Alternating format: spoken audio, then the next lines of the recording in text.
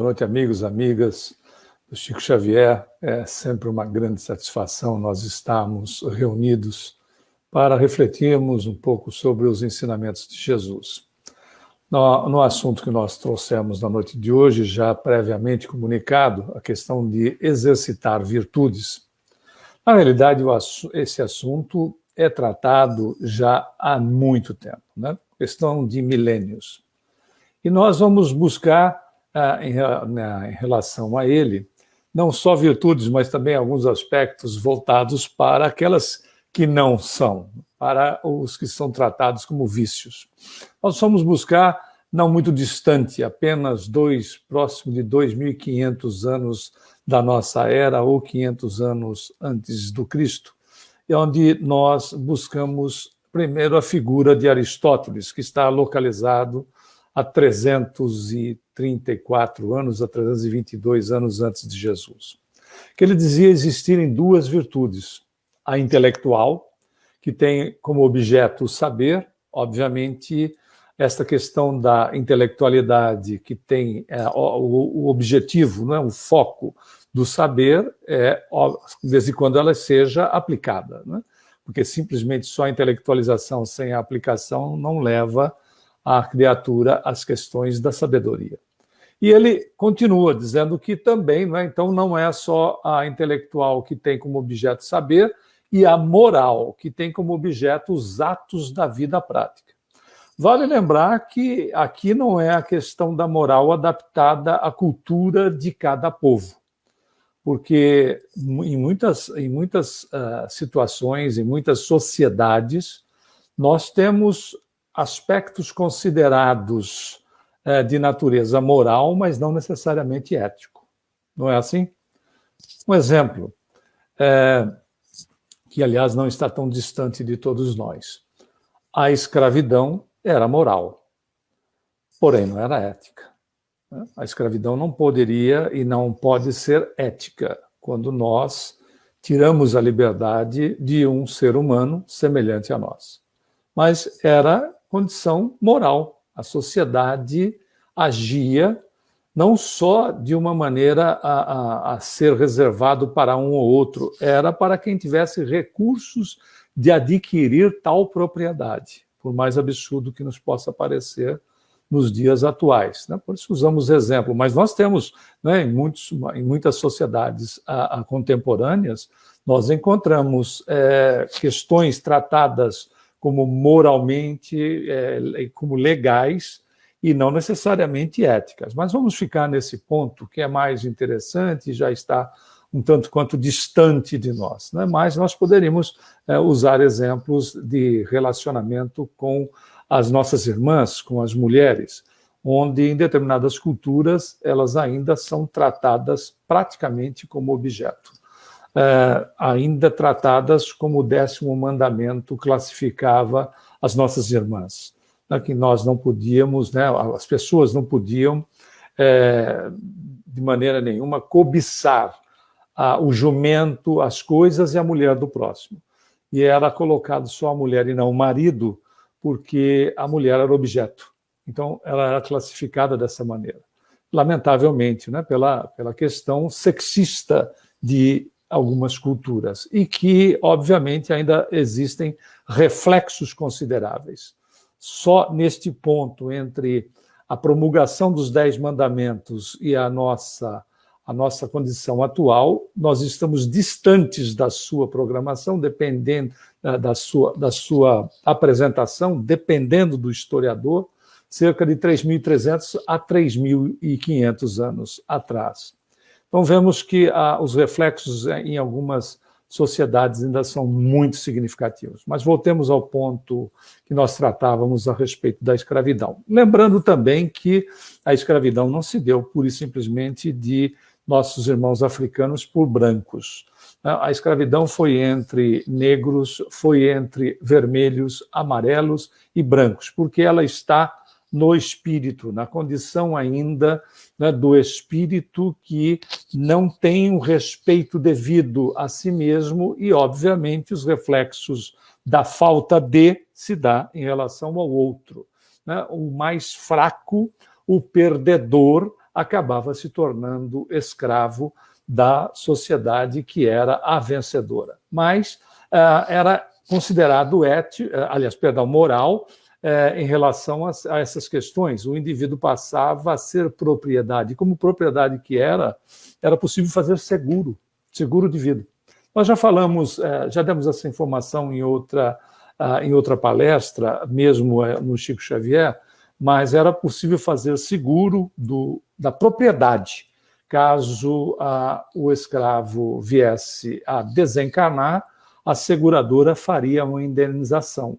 Mas não era possível fazer seguro do proprietário, porque a vida era de Deus, do proprietário, mas não do nosso irmão que estava numa condição subalterna. Mas do proprietário a vida era de Deus, e a vida, se era de Deus, não tinha valor suficiente para ser indenizado. Mas da propriedade, sim. Veja, então era moral, mas não necessariamente ético. Por isso que há esta distinção. E aí a questão que é analisada por nós, e também as questões analisadas por Aristóteles, elas estão de acordo com os aspectos éticos. Mas ele diz mais, ele diz o seguinte, aliás, ele nos coloca mais uma observação, ele dá um exemplo de uma virtude, a prudência ou o bom senso. E nesses aspectos, em relação à prudência e o bom senso, ele vai trabalhar sobre as questões dos desvios que possam ocorrer. Um dos desvios, a acomodação da criatura, ela é uma deficiência, logo é tratada como um vício. Isto faz muito sentido para nós que estudamos o Espiritismo, porque essa questão da acomodação está exatamente contrária ao próprio progresso que é íncito no espírito, faz parte de. Quando a criatura se acomode, há uma deficiência, sem sombra de dúvida, há uma implementação de um vício que poderá até se tornar um hábito. Isto não tem necessariamente relação com tendências de existência passada. Tendências podem ser montadas a partir desta existência e levada, dependendo do aprofundamento dela, né? Se tornando, então, um vício e ganhando cada vez mais força, ela pode ser levada para outra existência, né? Para o plano espiritual, evidentemente, e para outras existências, dependendo do aprofundamento. Mas voltando aos aspectos, se coloca, então, ele coloca que a acomodação é uma deficiência, logo é um vício, que é um dos extremos. O outro extremo também que é deficiência são os excessos, que é considerado também por Aristóteles como um vício. Para ficar mais didático, é a mesma coisa que nós temos um instrumento de cordas para afinação. Se nós apertarmos muito, nós não temos, obviamente, a afinação. Se nós soltarmos as cordas, também mais do que o necessário, a afinação não vai acontecer. É o meio termo que dá exatamente o equilíbrio, o balanço. É isso na vida da criatura, na nossa vida, né? Que é o equilíbrio, é o balanço, é o centro, onde o espírito está de bem consigo mesmo. Significando esse estar de bem consigo mesmo, está trabalhando os seus potenciais rumo à sua evolução, beneficiando a si mesmo e, obviamente, estendendo esse benefício para o semelhante. Vê-nos, assim, muito claramente esses dois pontos de excesso, né, ou a deficiência, a questão de dois extremos, a parábola do filho pródigo, né, que é pródigo de gastador, esbanjador, e não prodígio. O filho pródigo tem mais ou menos esses dois momentos. Um momento onde ele está numa condição, né, de já enriquecido pela herança que o pai lhe dá por antecipação, ele pede para o pai que lhe dê a sua parte, e o pai assim procede, e ele vai para o exagero, vai para o vício do esbanjamento, né? E quando ele acaba esbanjando tudo, né, gastando tudo que possuía, vai para o outro ponto da miséria absoluta, aonde ele fica praticamente inativo diante de tudo aquilo que a vida lhe oferecia. Porque enquanto ele estava com seu pai, ele tinha o trabalho, ele tinha uma boa condição de existência, né? Que essa relação é a relação que Jesus faz nesta parábola com Deus, né? O pai é Deus, né? É uma imagem, uma figura do Criador, e onde ele, junto ao Criador, ele tem o seu trabalho, ele exerce as suas atividades e é atendido dentro das suas necessidades, né? Vive em alegria, porque serve e é servido pela bondade da divindade.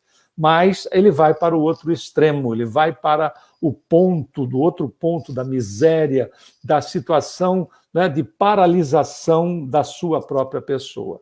É tão interessante notar esses aspectos quando ele faz o retorno à casa do Pai. Olha se não é a nossa própria história, não é o nosso retorno em nós mesmos, no divino do ser, o reencontro consigo mesmo. Né? O divino que é exatamente potencial em nós, já em desenvolvimento em vários aspectos, mas em desenvolvimento, em evolução, por isso que nós encontramos os contrastes dentro de uma sociedade, a começar da familiar. Mas ele volta para a casa do pai, ou seja, exatamente para dentro de si mesmo, esse reencontro com a sua verdadeira natureza de deuses, conforme Jesus vai nos recordar, não é? Quando ele se refere aos Salmos, tendes ouvido, vós sois deuses, é uma referência aos Salmos. Obviamente, é tão interessante porque Lucas, o apóstolo Lucas, no capítulo 15, no último versículo dessa parábola, que é o de número 32, nós vamos encontrar o pai conversando com o filho mais velho, que está lá revoltado pela questão do todo em si, porque deu a parte que ele para o mais jovem esbanjou tudo, foi para os dois extremos, como nós dissemos, e volta e o pai o recebe com alegria. Porque é óbvio, Jesus também vai ensinar, não é? Deus, o Criador, não quer a morte do pecador, e sim a morte do pecado, o restabelecimento da criatura nela mesma. Por isso que Lucas deixa registrado para as nossas reflexões, no último versículo, repetindo, capítulo 15, versículo 32, a seguinte observação daquele que é o pai e que está figurativamente na posição de Deus para conosco. Ele diz, teu irmão estava morto e reviveu, estava perdido e foi achado. Isso é a beleza, né, quando a criatura volta para o centro. Olha as ligações interessantes que nós temos em todas as épocas. Nós só usamos aí este período, esse período dos filósofos de mais ou menos 300, 400, 500 anos antes de Cristo. Mas, conforme nós sabemos, o Senhor planetário, que é Jesus, sempre enviou missionários, continua enviando, continuará enviando, até que nós atinjamos o grau máximo de espíritos superiores. Seremos sempre amparados pela maravilha das criaturas que vêm no sentido de alavancar a nossa evolução. Não necessariamente só em um determinado aspecto, né? Veja que, se nós buscarmos esse centro que o próprio Aristóteles trabalha, fazendo links com o ensinamento de Jesus, eles são claros, são claríssimos, né? De que as criaturas, esses missionários, vêm em todos os ramos da existência para alavancar não só um aspecto nosso, para alavancar toda a sociedade planetária em todos os pontos, seja na condição, obviamente, do exercício do amor e também da sabedoria, que são as duas asas de equilíbrio e de evolução total do espírito. Mas vamos em frente, nós vamos pegar um exemplo em Platão, também aí localizado 400 e poucos anos antes de Jesus. Ele vai se referir ao bem. É interessante que ele refere-se ao bem. Veja as ligações que nós estamos dizendo sobre ensinamentos de Jesus e mesmo em relação à doutrina que nós estudamos e que existe, que está entre nós, né, há 163 anos, entre nós, aqui no planeta. Está somente há 163 anos e nós podemos desfrutar com ela da maior literatura existente no planeta, mesmo diante de religiões que já distam de 4 a 6 mil anos antes de Cristo, como o hinduísmo e o brahmanismo, são 8 mil anos da nossa era. No entanto, em 163 anos, nós temos um capital à nossa disposição em relação à questão do... Porque é capital, é de valor para o crescimento do espírito, verdadeiros tesouros. E nós vemos essas ligações, tanto é que Platão, Kardec faz destaque de Sócrates e Platão como precursores do próprio espiritismo. E Platão diz, ele vai se referir ao bem como sendo o real, olha que beleza, e que o mal é ilusório. Pois é. Assim, se considerarmos o vício como o mal e o mal não existindo, logo o vício é ilusório ou simplesmente a ausência da virtude, como a escuridão é a ausência da luz. Basta que nós acendamos um palito de fósforo, né? Um simples palito de fósforo, nós iluminamos, claro que pouco, mas nós iluminamos um local que está em trevas total. É interessante essa observação, esse ensinamento de Platão, porque ele toca no ponto verdadeiro em relação à criação da divindade, da criação de Deus. Né? Se o mal fosse real, teria que ser a criação de Deus. Como um ser que é só amor poderia criar o mal? O mal é exatamente fruto do desconhecimento de nós mesmos. O Emmanuel é muito simples, mas muito objetivo, até porque espírito evoluído, ele é simples, ele é objetivo, e ele diz de maneira para todos nós entendermos adequadamente quando ele toca em determinado assunto. Ele faz uma distinção entre bem e mal. Ele diz assim, o bem é quando é bom para mim e para todo mundo. O mal é quando é bom só para mim. Olha que beleza. O mal é quando é bom só para mim. É o ponto extremo do egoísmo. É bom para mim. Se não é para os outros, problema dos outros. E é uma realidade. Quando a gente faz só o bem para nós, visando só a nós mesmos, nós podemos estar tirando do direito do outro, né, a parte que lhe cabe. É bom para nós, mas não é bom para o outro. Aí está a expressão do mal. É algo que nos ilude durante certo período e é circunscrito, porque em toda a criação o que vige é o amor. Vamos trazer agora um pouco mais para frente aqui, já muito próximo da nossa era, que é Baruch Spinoza, que ele viveu, né, no planeta apenas 45 anos, né, desencarnou com 45 anos de idade. Para a época, era uma idade bastante avançada. Ele viveu de 1632 a 1677. E ele dizia o seguinte sobre a questão da virtude. A virtude é a causa dos nossos pensamentos, sentimentos e ações, ou seja, nosso modo de viver exteriorizado. Fantásticos.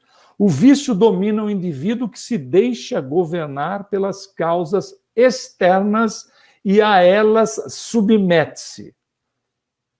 Não é muito bem assim, mas porque nós temos que entender a questão do espírito e tendências, mas ele não vai neste ponto. Mas ele traz essa outra informação que é fundamental para nós analisarmos. Também não considera o vício como um mal, apenas como uma fraqueza. A ligação com Jesus. Conversa de Jesus com Pedro, registrado lá por Humberto de Campos Espírito, na psicografia do Chico, do nosso querido Chico, patrono da nossa casa, onde Jesus diz para Pedro, o apóstolo, o homem é mais frágil do que mal. E a fragilidade do ser, olha o Baruch Spinoza dizendo a mesma coisa de outra maneira. A fragilidade do ser está no desconhecimento dele mesmo. Aquilo que nós falávamos há pouco. Então, ele não considera o vício como um mal, mas como uma fraqueza do ser. E nessa visão, ele continua, o vicioso pode se transformar em um ser virtuoso. Esse ponto é interessante. Vamos pegar apenas um exemplo, mas você, às vezes, pode conhecer dentro da tua família, dentro da tua comunidade, indivíduos que se desequilibram enormemente e depois que retornam ao equilíbrio, passam a ser pontos de referência em benefício daqueles que experimentam situações análogas à dele, que ele experimentou, que ele vivenciou. Um dos casos que nós nos lembramos é Bill Wilson e Bob Smith, que são os fundadores do AA, cuja metodologia é uma metodologia só deles, extremamente questionado por vezes por psicólogos, por psiquiatras, por médicos, mas que é altamente funcional. E o Bill Wilson foi um alcoólatra que fez uma revisão na sua vida por uma questão de contato religioso, e a partir daí começa a trabalhar, e se nós olharmos desde o período da implementação, e o Bob Smith, que era médico também, né, é um cofundador, se nós olharmos desde o início das suas atividades até os dias atuais, eles já retiraram do alcoolismo milhões de criaturas ao redor do mundo, não só nos Estados Unidos, mas ao redor do mundo. Então, veja, eram pessoas que para a sociedade poderiam estar falidas, no entanto, não é todo o período de sofrimento, de dor, de luta, se transformou, porque a energia está na criatura, a energia é utilizada de uma maneira equivocada, uma vez consciente da condição de transformado, renovado, é a mesma energia, esse poder que tem para levar o indivíduo ao desequilíbrio, essa mesma energia vai ser utilizada para levá-lo ao equilíbrio e ainda influenciar mentes para que essas pessoas possam também se transformar, possam também se regenerar. Esse é o desafio do planeta de regeneração que nós estamos adentrando. Essas questões de nós trabalharmos em nós, com toda essa fortaleza que temos e sermos exemplos, estimuladores para os nossos semelhantes. Essa é a beleza da regeneração. Não dá para ser feliz sozinho. E sozinha. Vale lembrar que não existem duas energias. Existe uma energia só no espírito, que quando nós a chamamos de equilibrada, nós classificamos esta energia, esse potencial, como amor. Quando nós dizemos, nos referimos ao desequilíbrio, né, nós tratamos esta condição do amor enlouquecido, como dizia Chico Xavier, né, o amor que enlouqueceu e que nós conhecemos por vezes como ódio. É a mesma energia. Essa capacitação, esse potencial no espírito que faz exatamente a virada literal de sair da condição viciosa para, de repente, se tornar um indivíduo virtuoso nessas questões de expandir, inclusive, para os seus semelhantes. Se nós formos buscar o ensinamento de Jesus, ele vai enumerar os vícios como maus pensamentos, dureza de coração, olha aí o egoísmo, né? Ser duro de coração é o egoísta, né? Os homicídios, os adultérios e tantos outros, tendo raízes no coração, que a gente entende que é o espírito. Jesus vai, então, enumerar esses vícios, a começar dos maus pensamentos, porque ele não tinha condição para ele explicar para as pessoas o que nós temos de entendimento a respeito do que é o nosso pensamento hoje.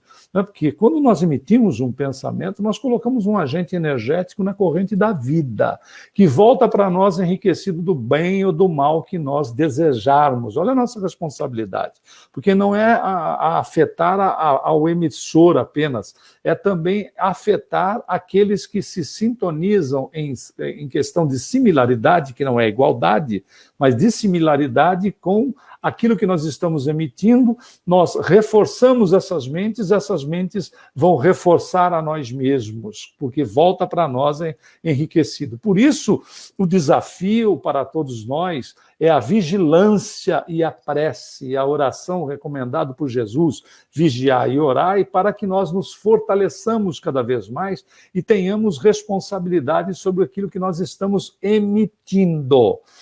Jesus falou disso? Claro que falou. Basta que penses no adultério, ele tinha se referindo a uma única situação, mas que nós sabemos que ela pode ser estendida para inúmeros casos. Basta que pense no adultério para que ele já tenha ocorrido. À medida que nós evoluímos, nós temos maior profundidade nessa análise e sabemos que a questão do adultério, por exemplo, é a simples mentira, né, já é o adulterar a verdade. Ponto. A adulteração de um documento, de uma informação, a opinião pessoal não colocada como opinião, transformando aquilo como uma realidade na proposta que nós estamos apresentando, são aspectos, alguns dos aspectos daquilo que se pode fazer. Entre outros detalhes que nós citamos aqui, que são ensinamentos do próprio Cristo. Vamos chegar agora no Espiritismo com o codificador, com Allan Kardec. No Espiritismo, as virtudes são todas as qualidades boas contidas na mente espiritual. Na organização da mente espiritual. As virtudes são todas as qualidades. É um conjunto de energias psíquicas positivas, diz o codificador, que conduzem ao bem quando colocadas em prática. Quando colocadas em prática. Por isso que Kardec, sabiamente, vai registrar que o espírita seria reconhecido pelo esforço que faz para dominar as suas más inclinações. Não diz que o espírito é o sujeitinho perfeito, não é que é a mocinha perfeita, diz que é reconhecido, é reconhecida pelo esforço que faz. É o trabalho, é a ação, é a atitude. Aliás, recomendação de quem? De Jesus. Se o Espiritismo é cristianismo redivivo, está aqui a recomendação de Jesus. Viva, não é? Vá e não erres mais. Olha a beleza. Ação, atitude. Não é? Se te demandares a capa, entrega também a túnica. Se te demandares 1000 passos, anda outros 2000. E assim sucessivamente. A ação no bem. Atitude no bem, não é ficar pura e simplesmente, não é, achando que as coisas serão feitas pelos outros. Cabe a nós a realização daquilo que nos compete, da nossa parte. Se nós formos buscar no próprio dicionário da língua portuguesa, já que nós estamos falando em português, né, que vai nos dizer que virtude é a disposição firme e constante para a prática do bem. O vício é um defeito grave que torna uma pessoa inadequada para certos fins ou funções. A inclinação, disposição, tendência para o mal e ainda uma conduta ou costume nocivo ou condenável. É a visão pura e simples, absoluta, daquilo que se entende da criatura nela mesma, sem considerar, obviamente, o espírito.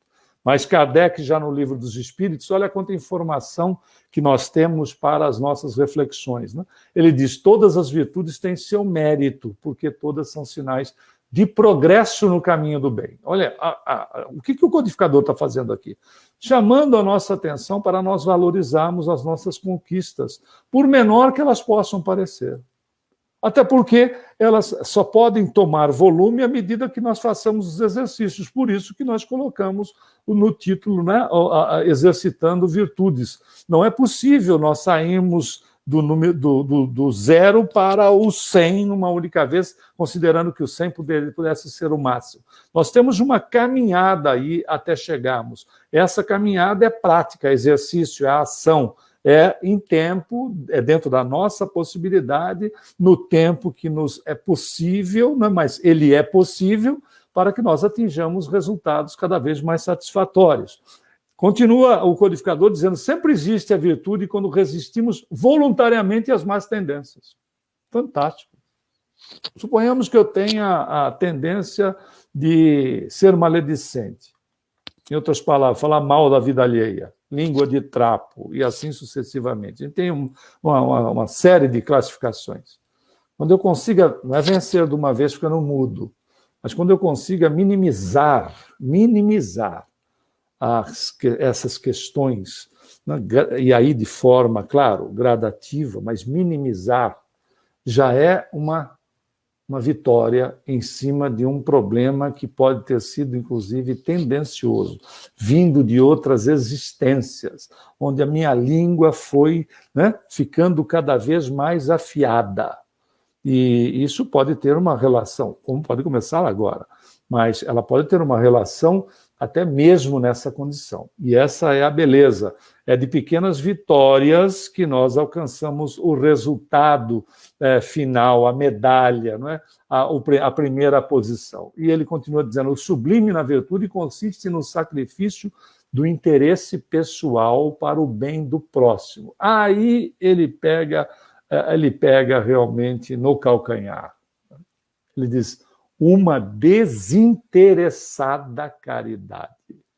O bem pelo bem, ponto. Quando o Emmanuel diz, através da psicografia de Chico, ajuda e passa. Porque ajudou porque quis, não precisa ficar esperando agradecimento. A mesma coisa do voluntariado. Se eu me voluntario, eu me voluntariei porque eu quis. Se alguém me impôs, não é voluntariado, é imposição. Então, se eu me voluntario, preciso ficar, né, recebendo tapinhas nas costas, muito obrigado, etc. Tem que ter a responsabilidade de que, como voluntário, voluntária, eu não posso fazer isso quando dá, porque as pessoas, não só encarnadas como desencarnadas, contam conosco. Mas é a posição que Emmanuel diz, ajuda e passa, e que o codificador salienta uma desinteressada caridade, o bem pelo bem e acabou-se. É a beleza. Vamos pegar uns outros pontos em relação a não só as questões que nós estamos analisando, mas também a visão, né, da medicina, da ciência. Ainda tocando no que nos interessa sobre a visão da codificação, diz: o homem que se entrega aos estímulos externos que o dominam passa a ser governado por eles. Nesta ação, suas potencialidades para o bem ficam veladas e intimamente adormecidas. Ninguém perde aquilo que faz parte de si mesmo, que é a herança, a genética divina na criatura. Então ele diz, ficam veladas, intimamente adormecidas, retardando sua evolução espiritual. Então o mal aparece pela ausência do bem. E essas são as questões aonde a minha resistência em não atuar com aquilo que eu sou efetivamente, o Deus que Jesus falou, a minha resistência em não atuar nesta condição do bem faz com que eu permita que o mal tome espaço. Eu permito que o meu desequilíbrio precise ser corrigido em mim mesmo, porque não é de fora para dentro, sou eu em mim mesmo. A minha natureza me leva para o equilíbrio, e quanto mais eu insista em lutar contra, mais isso me faz sofrer. Mas isso me traz dor. A dor é necessária. Óbvio, se ela não existisse, nós, por exemplo, ignoraríamos, né, um corte numa mão, colocaríamos a mão no fogo, não sentiríamos absolutamente nada, como, por exemplo, alguns casos de hanseníase, entre outras enfermidades. Né? Mas ela é necessária, mas o sofrimento é opcional. Por quê? Porque é a luta da pessoa dela para com ela mesma, na insistência de se manter no ponto equivocado, que vai se habituando, que vai se viciando, lembrando lá o Aristóteles no começo. Agora vamos ver a visão de outras linhas para nós podermos, né, dar uma fechada no assunto. A ciência, com o seu modelo quantitativo de investigação, quando tenta explicar a origem do vício, apresenta uma análise que só pode ser incompleta e imparcial, pois não se pode ponderar a ética, pesar a ética, a moral e muito menos a individualidade humana. Não dá para estar relacionado pura e simplesmente à organização fisiológica. A medicina, de um modo simples, classifica vício como dependência a um comportamento ou uma substância que uma pessoa não consegue superar. Quando, na falta do indutor ao vício, ocorrem alterações do estado emocional do indivíduo e o viciado pode ter um comportamento alterado ou uma relação anormal com o próximo. Tudo isso relacionado à condição do próprio corpo em si, esquecendo alguma coisa importante. Para a psicologia comportamental, o vício é uma questão biológica, uma construção orgânica reforçada pela relação entre o estímulo e o prazer. Tudo isso voltado para as questões do corpo. Vários vícios que vão acarretando comportamentos doentios repetitivos no ser humano. Se não, emoções com circuitos fechados de pensamentos nocivos, tais como sentimentos de raiva, ódio, mágoa, culpa, medo, inveja, perfeccionismo, fantasias, precauções exageradas e vai por aí adiante. Vários outros excessos em jogos, hobbies, esportes, atividades físicas, trabalho, falamos de excesso, né? Os workaholics, todos eles verdadeiros hábitos enraizados no psiquismo. Tem mais, na interação, na inter-relação social, como o sexo. O sexo não é problema, falamos do desequilíbrio da sexualidade. A dependência de outra pessoa, questões de poder, né? A fanatização pela condição de poder, o fascínio pelo poder. Em drogas, então, as dependências, né? Vícios como álcool, nicotina, crack, cocaína, cafeína e determinados alimentos e medicamentos também. E os tecnológicos, como o hábito excessivo e nocivo de uso de computadores, celulares e afins, que a pessoa, por vezes, precisa de tratamento, de atenção para que saia desta condição nociva. Tanto é que muitas pessoas desencarnam e causam acidentes, desencarnando outros, por questões de utilizar o celular, o smartphone, enquanto dirigem, ou mesmo enquanto caminham na rua. E aí tropeçam ou caem em escadas ou em outros locais, comprometendo a própria existência, por vezes desencarnando por um acidente que se torne fatal. É tão interessante notar essa questão de utilizar, não é, o smartphone enquanto se dirige, que numa porta de uma igreja em Paris tem uma placa dizendo o seguinte: se você quiser falar com Deus, entre, né, é uma visão católica, entre aqui na igreja, escolha um canto sossegado, sente-se lá e converse com ele. Você vai... ele vai te atender, ele vai te escutar. Mas se você quiser vê-lo pessoalmente, continue teclando enquanto você dirige. Beleza? Se você quiser uma entrevista pessoal, né, ao vivo e a cores, basta que a gente continue. Agora, o grande problema é, conscientes que nós somos da responsabilidade do dano não só causado a nós mesmos, como também causado a terceiros. Que a responsabilidade não é só sobre o que eu vou causar à minha pessoa, os danos à minha pessoa, mas também os danos, que por vezes fatais, à vida do semelhante. Outro aspecto, e agora muito mais recente, que a Sociedade Americana de Medicina do Vício, esse estudo assim mais atual, considera o vício como uma desordem cerebral crônica, na qual os circuitos cerebrais estão afetados. Agora é o ponto interessante. Simplesmente o vício não é uma escolha, conforme considera a Sociedade Americana de Medicina. Os comportamentos de dependência são uma manifestação da doença, não uma causa. Logo, as desordens cerebrais levam o indivíduo a viciar-se em alguma coisa, conforme o estímulo indutor. Agora, a pergunta é, disso tudo que a gente acabou de ver, falta alguma coisa? Principalmente nessa questão de que o problema do vício é algo relacionado ao cérebro que leva à condição da criatura quando ele tenha lá o fator indutor. Está faltando alguma coisa? É óbvio que está faltando. Quem é que produz estas condições favoráveis no cérebro? Senão o espírito. O espírito que é em si o comandante, o gerenciador, né, que toma conta do corpo dele, que se utiliza para se manifestar. Sou eu que causo danos no meu cérebro, sou eu que sou o fraco. Lembra da classificação, a carne é fraca? Não é a carne que é fraca, é o espírito que é fraco.